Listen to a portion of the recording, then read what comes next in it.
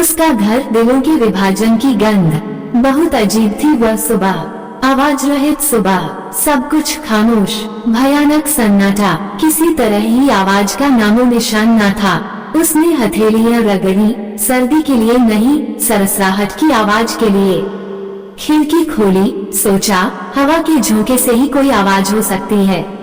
लकड़ी के फर्श पर भी थपथपाया कि आवाज तो हो, कुछ भी कहीं से सुनाई तो पड़े। पेड़ भी सुन्न खड़े थे, आवाज रहित। उसने अपनी घंटी बजाई, थोड़ी आवाज हुई, आवाज होती थी, मर जाती थी, कोई अनुभूज नहीं बचती थी।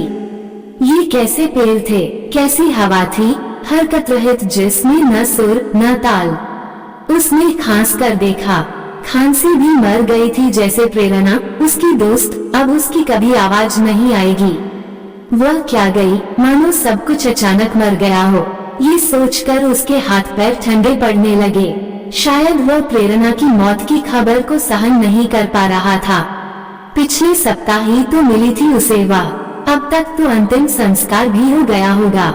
हैरान था वह खुद पर, अब तक हिम्मत क्यों नहीं जुटा पाया उसके घर जाने की। शायद लोगों को उसकी मौत का मातम मनाते देख नहीं सकता था, या फिर प्रेरणा की छवि जो उसके जेहन में थी उसे संजोकर रखना चाहता था। अंतिम संस्कार हुए 4 दिन हो चुके थे।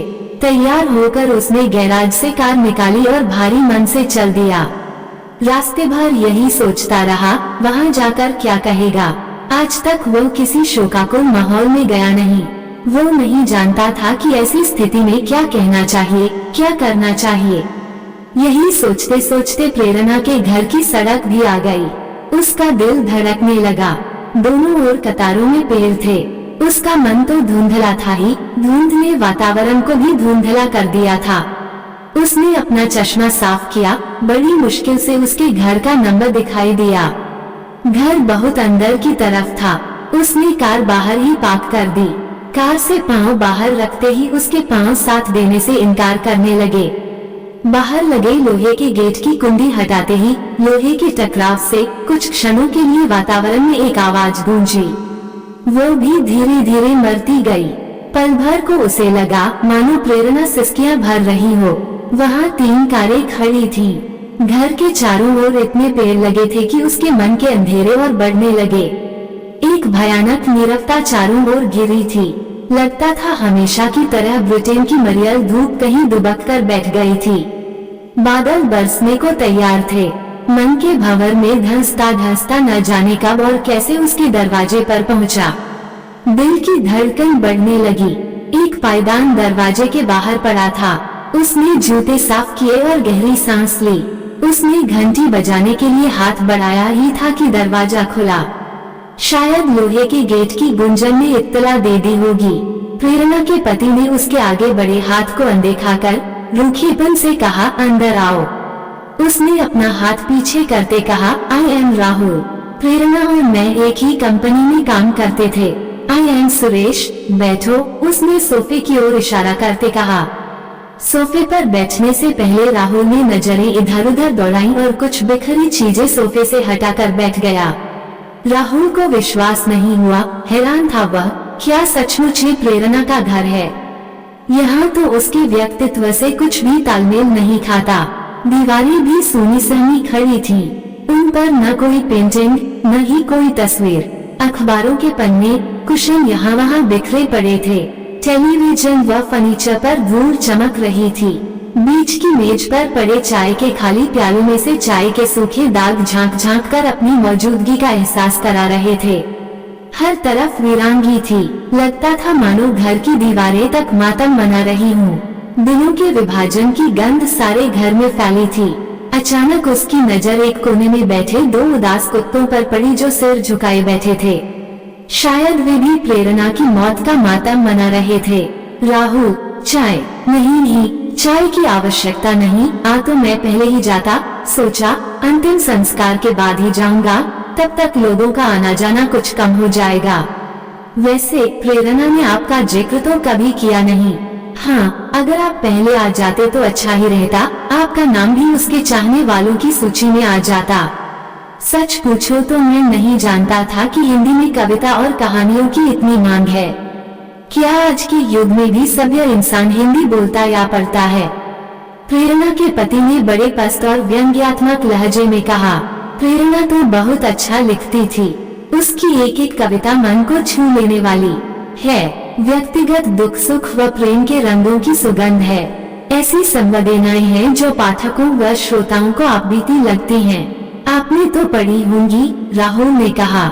इतना सुनते ही एक कुटिल छिपी मुस्कुराहट उसके चेहरे पर फैल गई। उसने राहुल की बात को तूल न देते हुए संदर्भ बदल कर कहना शुरू किया, अच्छा हुआ आप वहाँ नहीं थे।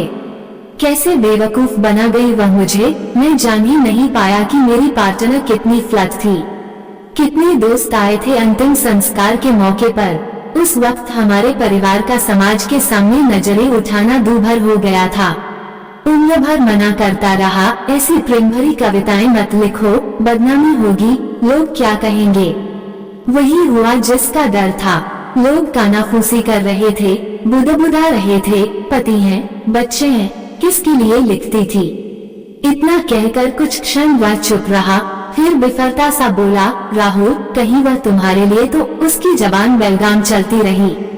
राहुल हैरान था, क्या ये वही दरिंदा है जिससे वो एक बार कंपनी के सालाना डिनर पर मिला था।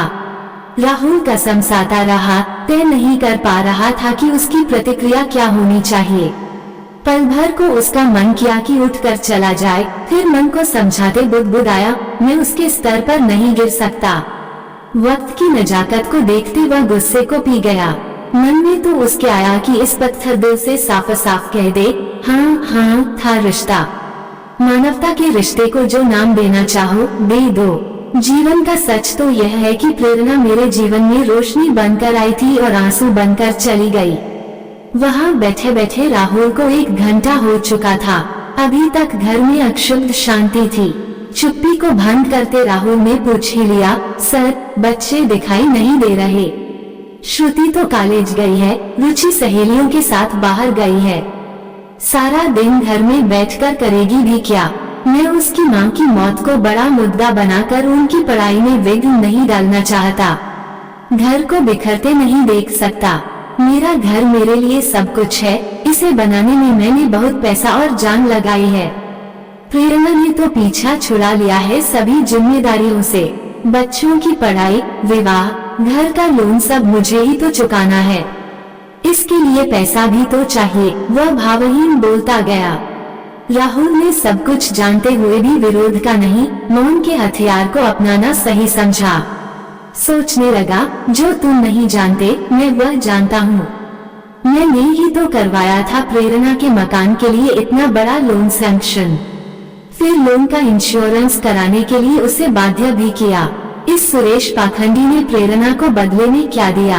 आंसू, यातनाएं, उम्र भर आजादी से कलम न उठा पाने की बंदिशें। एक मैं ही था जिसे वह पति के नुकीले शब्दों के कंकड़ों से पड़े दाग दिखा सकती थी। उसकी हंसी तक खोखली हो चुकी थी। अक्सर वह कहती थी कि उसे अपना घर कभी अपना नहीं लगा। वह सीखती रही अशांति में भी शांति से जीने की कला। वो खुद पर मुखौटा चढ़ाकर उम्र भर खुद को धोखा देती रही। राहुल की बेचैनी बढ़ती जा रही थी। वो प्रेरणा की लिखने पढ़ने की जगह देखने को उतावला हो रहा था। अभी तक उसे कोई सुराग नहीं मिला था। कभी बाथरूम इस्तेमाल करने का बहाना करके दूसरे कमरों में झांक कर देखा, कहीं भी स्टडी टेबल दिखाई नहीं दी। राहुल टटोलता रहा। चाय पीते पीते जब राहुल से रहा नहीं गया तो हिम्मत बटोर कर उसने पूछ ही लिया, सर क्या मैं प्रेरणा का अध्ययन करने का स्थान देख सकता हूँ? अम्मी, जहाँ बैठकर वह पढ़ा लिखा करती थी। क्यों नहीं? वो व्यंग्यात्मक लहजे में बोला, आओ मेरे साथ, वह देखो सामने। उसने गार्डन में एक खोखे की ओर इशारा किया और फिर बोला, वह जो आखिर में कमरा है वही था उसका स्टडी रूम। राहुल भली भांति जानता था कि जिसे वह कमरा कह रहा है वो कमरा नहीं, 5 गुना 8 फुट का लकड़ी का शेड है। मुर्गी खाने से भी छोटा। शेड को खोलते ही राहुल का दिमाग चक्री की तरह घूमने लगा। शेड के चारों ओर मकड़ी के जाले लगे थे। सीलन की गंध पसरी थी। शेड फालतू सामान से भरा था। उसकी दीवारों पर फावड़ा, खुरपी, कैंची, फोर्क वगैरह टंगे थे। 1-2 पुराने सूटकेस और पेंट के खाली डब्बे पड़े थे। आधा हिस्सा तो घास काटने वाली मशीन ने ले लिया था, बाकी थोड़ी सी जगह में पुराना लोहे का बुक शेल्फ था जिस पर शायद प्रेरणा किताबें, पेन, पेपर रखती रही होगी। कुछ मोमबत्तियां और बैटरी वाली हेलोजन की बत्तियां पड़ी थीं। दीवार से टिकी 2 फुट की फोल्डेड मेज और फोल्डेड गार्डन कुर्सी पड़ी थी। एक छोटा सा पोर्टेबल हीटर भी पड़ा था। फर्श पर चूहे व कीड़े कुड़े दौड़ रहे थे। बिजली का वहाँ कोई प्रबंध नहीं था। हाँ, एक छोटी सी प्लास्टिक की खिड़की जरूर थी जहाँ से दिन की रोशनी झांक रही थी। अविश्वसनीय था कि कैसे एक इंसान दूसरे से किस हद तक क्रूर हो सकता है। डरते डरते राहुल ने उससे पूछ ही लिया, भला बिना बिजली की कैसे लिखती होगी? डर भी तो लगता होगा। डर? वो सामने 2 कुत्ते देख रहे हो, प्रेरणा के वफादार कुत्ते। उसकी किसी चीज को हाथ लगा कर तो देखो, खाने को दौड़ पड़ेंगे। प्रेरणा के अंगरक्षक या बॉडीगार्ड, जो चाहे कह लो। ये कहावत तो सुनी होगी तुमने, जहाँ चाह वहाँ राह। मेरे सामने उसे लिखने की इजाजत ही कहाँ थी? मुझे तो बच्चों की माँ और मेरी पत्नी चाहिए थी, लेखिका नहीं। मैं नहीं चाहता था मेरे घर में कविताओं के माध्यम से प्रेम का इजहार हो। देखो ना, अब बेकार है उसकी सब किताबें। कौन पढ़ना चाहेगा इन्हें? बच्चे तो पढ़ेंगे नहीं। नौकर से कहकर बक्से में रखना ही है। तुम चाहो तो ले जा सकते हो, वरना रद्दी वाला ले जाएगा या फिर मैं गार्डन में लोहड़ी जला दूंगा, उसने क्रूरता से कहा। राहुल को लगा उसके कानों में किसी ने किरचियां डाल दी हों। राहुल उसे कह भी क्या सकता था, वह प्रेरणा का पति था। बस बड़बड़ाता रहा, जा थोड़ा सा दिल खरीद कर ला। कैसा मर्द है, समानता का दर्जा तो क्या, उसे उसके हिसाब से जीने का हक तक न दे सका। तुम क्या जानो कुबेर का खजाना। लेखन का भी एक अनूठा नशा होता है। पत्रिका या किताबों पर अपना नाम देखकर, अपने लिखे शब्दों को देखकर जो शब्द धुएं की तरह मन में उठते हैं और हमेशा के लिए कागज पर अंकित हो जाते हैं, दुनिया में कोई और चीज उनसे अधिक स्थायी नहीं हो सकती। सर, कुछ किताबें तो रख लेते यादगार के लिए। यादगार? बेकार की बातें क्यों करते हो? औरत भी कोई याद रखने की चीज है क्या? हाँ, प्रेरणा ने 2 बच्चियां जरूर दी हैं, उनके लिए मैं आभारी हूँ। जानवर भी घर में रहता है तो उससे मोह हो ही जाता है। राहुल अब वहाँ पल भर भी रुकना नहीं चाहता था। सोचने लगा, इतनी तौहीन, कठोर शब्दों के बाण। शाबाशी है प्रेरणा को, जो ऐसी बंदिशों व घुटन भरी जिंदगी की रेलपेल से पिसते पिसते भी अपना काम करती रही। भारी मन से गार्डन से अंदर आते आते राहुल का पांव हाल में पड़े एक खुले गत्ते के डब्बे से टकराया, जिसमें से प्रेरणा का सभी सामान और ट्रॉफियां उछकूक कर झांक रहे थे। लगी तो नहीं तुम्हें? मैं तो इन्हें देखकर आपे से बाहर हो जाता हूँ। नौकर से कहकर इन्हें बक्से में रखवा दिया है। इन्हें कबाड़ी वाले को धातु के भाव दे दूंगा। उसकी हृदयहीन बातें राहुल के हृदय को बींधती रहीं। कितनी आसानी से समेट लिया था सुरेश ने सब कुछ। प्रेरणा की 25 वर्षों की मेहनत के अध्याय को 4 दिन में अपने जीवन से निकाल कर फेंक दिया था उसने। अभी तो उसकी राख भी ठंडी नहीं हुई थी, उसका तो नामो निशान तक मिटा दिया इस बेदर्द में। इतनी नफरत आखिर क्यों? फिर वो मन ही बड़बड़ाने लगा, हो सकता है प्रेरणा की तरक्की से जलता हो। इसका क्या गया, खोया तो मैंने है अपना सोलमेट। अब किससे करूंगा मन की बातें? कौन सुनेगा एक दूसरे की कविताएं? बहुत रोकते रोकते भी राहुल की आंखें भर आ गईं। राहुल की भर आई आंखें देखकर सुरेश का चेहरा तमतमा उठा, भौहों पर बल पड़ गए, माथे की रेखाएं गहरा गईं। उसके स्वर में कसैलापन झलका, वह बोला, आई सी, राहुल, कहीं तुम वो तो नहीं हो जिसके साथ वह रात को देर देर तक बातें करती रहती थी? आई मीन उसके बॉयफ्रेंड। इतना सुनते ही राहुल की सांस रुक गई, निगाह ठहर गई। उसे लगा जैसे किसी ने उसके गाल पर तमाचा जड़ दिया हो या फिर पंजा डालकर उसका दिल चाक चाक कर दिया हो। प्रेरणा तो उसकी दोस्त थी, केवल दोस्त जिसमें न कोई शर्त, न आडंबर, खालिस अपनेपन की गहनता। प्रेरणा के पास नई राह पर चलने का हौसला नहीं था। उसकी खामोशी शब्दों में परिभाषित रहती थी। ऐसी थी वह। राहुल वहाँ से भाग जाना चाहता था। वो अपनी खामोश गीली आंखों में चुपचाप प्रेरणा की असहनीय पीड़ा को गले लगाए, उसकी कुर्बानियों पर कुर्बान महसूस करता अपने घर को निकलने की तैयारी करने लगा। उसे संतुष्टि थी कि अब प्रेरणा आजाद है।